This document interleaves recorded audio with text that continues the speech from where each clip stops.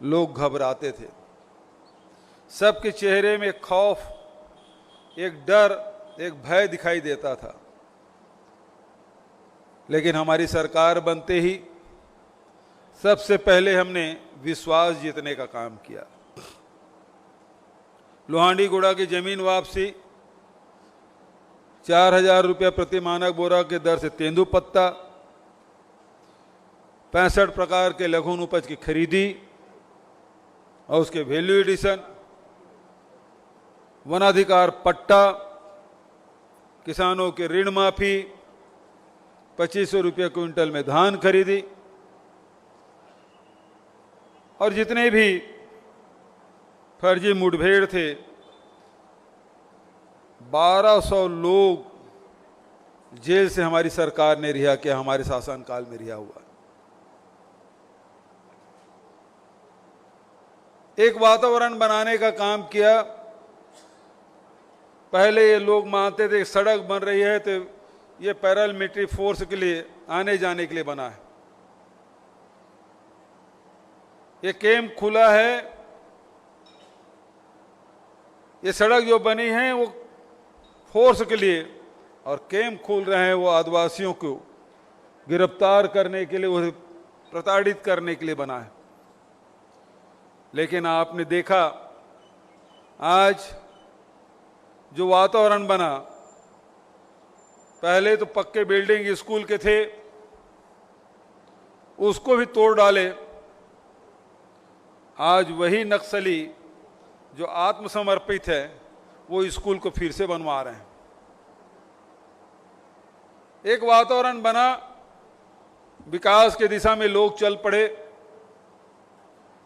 लोगों के आय में वृद्धि हुई, स्कूल, आंगनबाड़ी, बिजली, सड़क, हैंडपंप गांव-गांव में लगने लगे। बीजापुर में 156 स्कूल फिर से शुरू किए, सुकमा में 98 स्कूल फिर से शुरू किए, आपके यहां भी 15 स्कूल शुरू हुआ। अब मांग आ रही, सुरेश कर्मा जी मांग कर रहे हैं कि जो पोटा केबिन है, आश्रम है, जो शहर में आ गए थे वो गांव में जाना चाहिए। मैं बिल्कुल इसका समर्थन करता हूं, जाना चाहिए वापस। मैंने कलेक्टर को निर्देश भी किया, जहां वातावरण बन गए हैं, जहां जनजीवन सामान्य है, लोग सुरक्षित हैं, वहां गांव के लोग यदि मांग करते हैं तो वो जो पोटा केबिन है, जो आश्रम है, जो छात्रावास है, जिस गांव के नाम से खुला है उसी गांव में वो स्थापित होना चाहिए। अभी भाई कवासी लखमा ने कहा कि हम लोग तो अंग्रेजी नहीं पढ़े। अब कवासी भाई स्कूल ही नहीं गए, लेकिन हर कोई कवासी जैसे भाग्यशाली नहीं हो सकता, उसके जैसे मेहनती भी नहीं हो सकता। कोई विधायक भी, सरपंच भी बन जाए, विधायक भी बन जाए, मंत्री भी बन जाए, लेकिन हम यहाँ के बच्चों की, चाहे सुकमा हो, चाहे वो छींदगढ़ हो, चाहे कोंटा हो, चाहे बीजापुर की बात हो, चाहे वो तर्रेम की बात हो, कुटरू की बात हो, अभी जैसे हम गए बारसूर में, वहाँ स्वामी आत्मानंद अंग्रेजी स्कूल मांग रहे हैं। उसके पहले कटे कल्याण गए, वहाँ स्कूल चल रहा है। गीदम में स्कूल स्वामी आत्मानंद अंग्रेजी स्कूल चल रहा है। कौन पढ़ेंगे? यही हमारे दंतेवाड़ा जिला के, यही बस्तर के, यही हमारे ग्रामीण क्षेत्र के हमारे बच्चे भी अंग्रेजी पढ़े। दुनिया में लोग तरक्की कर रहे हैं, भाषा एक माध्यम है, हम अपनी भाषा को भी बढ़ावा दे रहे हैं। हमारे चाहे हल्बी हो, गोड़ी हो, सरगुजा हो, कुड़ुक हो, सादरी हो, चाहे हल्बी हो, चाहे मुरिया हो, मारिया हो, जितने भी हमारी बोली है उसका हमने पुस्तक छपवाया है। पहली दूसरी कक्षा में प्राइमरी स्कूल में इसकी शुरुआत भी किए, ताकि हम अपनी बोली भाषा को भूले मत। लेकिन साथ साथ जो दुनिया की भाषा है, तरक्की के लिए जब आगे बढ़ना है तो फिर उसके लिए अंग्रेजी भी जरूरी है। और उसके लिए हम बस्तर के ऐसा कोई ब्लॉक नहीं है जिसमें अंग्रेजी स्कूल ना खुला हो। गांव-गांव में हमारे स्कूल खुल रहे हैं, जैसे हमारे बच्चे अंग्रेजी पढ़ें। हमारे बच्चे भी, लखमा जी बिल्कुल ठीक कहते हैं, हमारे बच्चे भी कलेक्टर बने, हमारे बच्चे भी एसपी बने, हमारे बच्चे डॉक्टर बने, इंजीनियर बने, बड़े बड़े पदों में जाए, लेकिन अवसर तो मिले। तो अवसर प्रदान करने का काम हमारी सरकार कर रही है। तो जहां एक तरफ लोगों का आय बढ़ाने का काम, वही महुआ पहले बेचते थे, पिछली सरकार में तो 2 रुपये किलो में कोई खरीदने वाला नहीं था, सड़क में फेंक रहे थे आप, महुआ के पेड़ की कटाई करवा रहे थे। आज महुआ की कीमत जिस समय भारत सरकार ने 17 रुपये घोषित किया, छत्तीसगढ़ सरकार 30 रुपये में खरीदने का काम किया। कोरोना काल में जहां लॉकडाउन था, उस समय स्व सहायता समूह के माध्यम से हमने खरीदी कराई, ताकि हमारे आदिवासी लोगों के पास उसके जेब में पैसा पहुंचना चाहिए। इमली खरीदवाने का काम, और आज अब नेट लगा दिए। नेट में जो महुआ इकट्ठा कर रहे हैं, इंग्लैंड में 116 रुपये में बेच के आए। अभी वो महिला मिली थी, उन्होंने कहा कि हमारे समूह की जो महुआ है 116 रुपये में बिका है, वो इंग्लैंड भेजा जा रहा है, हम लोगों भी इंग्लैंड घुमाने ले जाइए। मैंने उससे वादा किया, मैं जरूर भेजूंगा इंग्लैंड। बस्तर की महिला क्यों नहीं जा सकती? जब यहाँ के सिले हुए आदिवासी बेटियों के सिले हुए कपड़े देश के कोने कोने में जा रहा है, अमेरिका में भेजने का, इंग्लैंड में भेजने का आज हमने एग्रीमेंट किया है, यहाँ के महुआ इंग्लैंड जा रहा है, तो हमारे आदिवासी भाई क्यों, हमारी बेटियां क्यों इंग्लैंड घूम के नहीं आएंगी? वो भी देश दुनिया देखे। कवासी लखमत बहुत घूमा है, कई देश घूम लिया है, हम यहाँ के लोगों को भी भेजेंगे। तो देश और दुनिया के तरक्की में कदम से कदम मिला के चलने का काम, ये अबूझमाड़। हम लोग उस दिन नारायणपुर गए, मैंने कहा कि इन लोगों को मालिकाना हक मिलना चाहिए, पट्टा मिलना चाहिए। अभी 3 दिन पहले 111 लोगों को पट्टा हमने बांटा। प्रभारी मंत्री जी भी थे, सांसद भी थे। वो लोग धान उपजाते थे, सरकार से कोई सहायता नहीं मिली थी, सोसाइटी में खरीदी नहीं होता था, उसको लोन नहीं मिलता था, उसके खेत में पंप नहीं लगते थे। अब सारी सुविधाएं मिलेगी। पिछले समय 500, अभी तक 2500 लोगों को पट्टा बांट दिया मैंने। इसके पहले कभी उन आदिवासियों को एक पट्टा नहीं मिला था। अब 234 गांव बसाहट है, सब में हम सर्वे कर रहे हैं, सबको पट्टा देंगे। अब अबूझमाड़ केवल नारायणपुर में नहीं है, आपके बीजापुर में है, दंतेवाड़ा में भी है। सड़क पुल पुलिया जोड़ने का काम, तो स्वास्थ्य की दिशा में, शिक्षा के दिशा में, आवागमन के दृष्टिकोण से आय बढ़ाने का काम हम लोगों ने किया है। एक बात भाई सुरेश जी ने जो बात कही कि एनएमडीसी का कार्यालय बस्तर में होना चाहिए, मैं कई बार पत्र लिख चुका भारत सरकार को। जब सब काम यही हैं तो हैदराबाद में उसका कार्यालय क्यों होना चाहिए? जगदलपुर में होना चाहिए उसका कार्यालय, बस्तर में होना चाहिए कार्यालय, क्यों नहीं होना चाहिए? लेकिन भारत सरकार सुन नहीं रही है। नंदीराज पहाड़ के बारे में हमने लिख के दे दिया, वो जो एग्रीमेंट वो निरस्त करें, भारत सरकार नहीं कर रही है। एनएमडीसी का बड़ा हिस्सा है, सीएमडीसी हमारे राज्य का है, हम 49% हमारा हिस्सा है, 51% एनएमडीसी का है। तो एनसीएल जो बनाया उसको निरस्त क्यों नहीं कर रही? हमको लिख दी चिट्ठी, निरस्त होना चाहिए। भारत सरकार की एजेंसी वो कर नहीं रही है। तीसरी बात,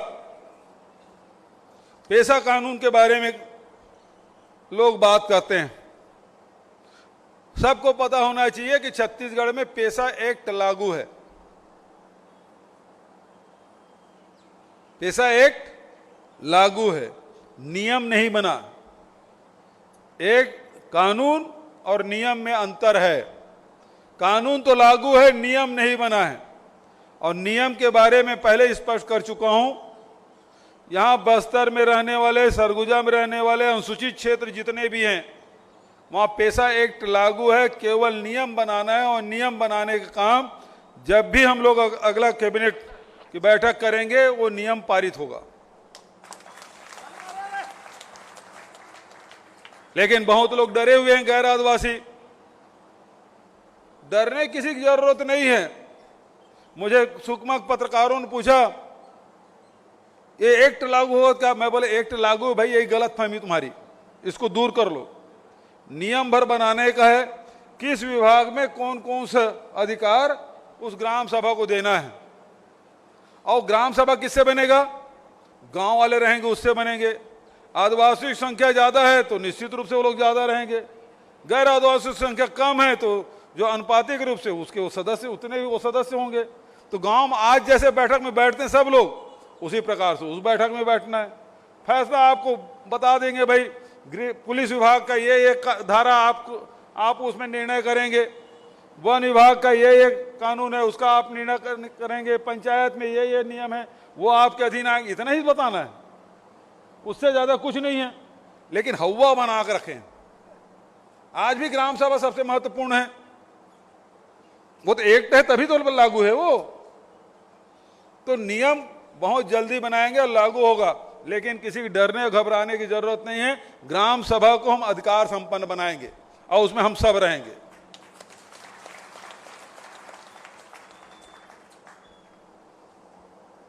एफआरए के बारे में, फॉरेस्ट राइट एक्ट जो है, जो वन अधिकार, पहली बार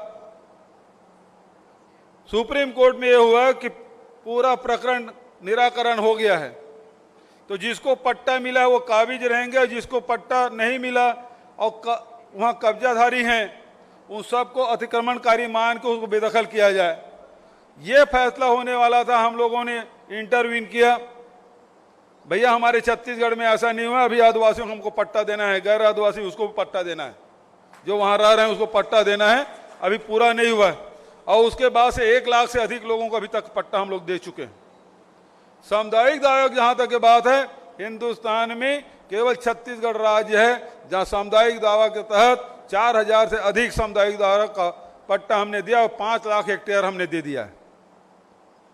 अब उस अधिकार को समझने की आवश्यकता है। यदि आपको मिला है तो उसका उपयोग करिए। आप जंगलों में अब हमने कहा इमारती पेड़ लगाने की जरूरत नहीं है। महुआ कोई लगाता नहीं, महुआ पेड़ कोई लगाता है क्या? लेकिन महुआ पेड़ कोई काटता भी नहीं। इमली कोई लगाता है, कोई काटता भी नहीं। साल कोई लगाता है, लगा भी नहीं सकते उसको, वो अपने आप उगता है तो उग जाता है। तो ये जो पेड़ है, जो फलदार वृक्ष हैं, आंवला है, हर्रा है, बहरा है, चिरौंजी, ये सब चीजें प्राकृतिक रूप से जंगलों में पाया जाता है और उसका हम उपभोग करते हैं। वही लघुनुपेश के रूप में हम बेचते हैं। कभी आदिवासी इसको काटता नहीं, गांव वाले कभी काटते नहीं उसको। जितना आप नीलगिरी लगाओगे, सागौन लगाओगे, उसके प्रति हमारा मोह नहीं रहता। और उसको थोड़ा सा हो तो फिर आदिवासी के खिलाफ केस बन जाता है। पिछले साल मैंने वन विभाग के अधिकारियों को निर्देश किया, अब केवल फलदार वृक्ष लगाओ, आम लगाओ, इमली लगाओ, आंवला लगाओ, हर्रा बहरा लगाओ, 4 चिरौंजी लगाओ, यहाँ जो होता है कटहल लगाओ, वो सारे फल लगाओ ना। उससे हमारे आदिवासियों का आय में वृद्धि होगी, फल खाएंगे भी, बेचेंगे भी, और हमारा जंगल हरा भरा भी रहेगा। नियम में मैंने परिवर्तन किया ताकि हमारे जंगल हरा भरा रहे, कटे मत।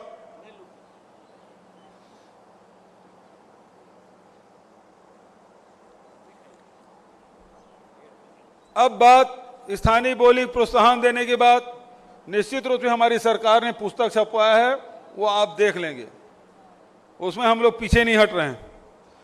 अस्पतालों की बात जहां तक के है, निश्चित रूप से यहां सुपर स्पेशलिटी हॉस्पिटल खुलना चाहिए। हम लोगों की कोशिश यही है कि जिला अस्पताल मजबूत हो, पीएससी सीएससी मजबूत हो, हाट बाजार क्लिनिक योजना हमने शुरू की। और यही कारण है कि आप देखेंगे कि इन 3-3.5 सालों में मलेरिया से मौत में कमी आई, बीमारी में कमी आई, मलेरिया में कमी आई है। और साथ साथ उल्टी दस्त की एक भी घटना 3.5 साल में नहीं हुआ। तो आपकी जागरूकता और दूसरा हमारे चाहे वो मितानिन हो, चाहे आंगनबाड़ी कार्यकर्ता हो, हेल्थ विभाग के वर्कर हो, इनकी सजगता का कारण हुआ है।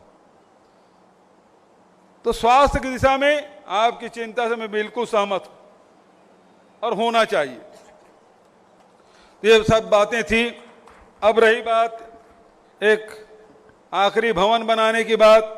पिछले समय देवती भाभी के साथ 19 एकड़ जमीन में, वो कौन सा रास्ता, किरंदुल रास्ता में, बचेली रास्ता ना, पातर रास में 19 एकड़ जमीन हमने चिन्हांकित की और उसमें 5 करोड़ रुपया हमने स्वीकृत किया है और बहुत जल्दी उसका निर्माण शुरू होगा। वो सब समाज के लिए होगा। मतलब मैं समझता हूं कि पूरे प्रदेश में ऐसा कोई परिसर नहीं बना है जो आपके दंतेवाड़ा में बनने जा रहा है। फिर भी आदिवासी समाज यदि चाहते हैं, उसके पास कुछ जमीन वगैरह भी है, कहाँ पे? बस स्टैंड के पास। उस भवन बनाने के लिए 50 लाख रुपया देने की घोषणा करता हूं, ठीक है? यहां पर भी भवन बने, वो भवन बन रहा है तो वो भी भवन बने। तो पैसा दे रहा हूं तो ताली भी कमती बज रही है यार।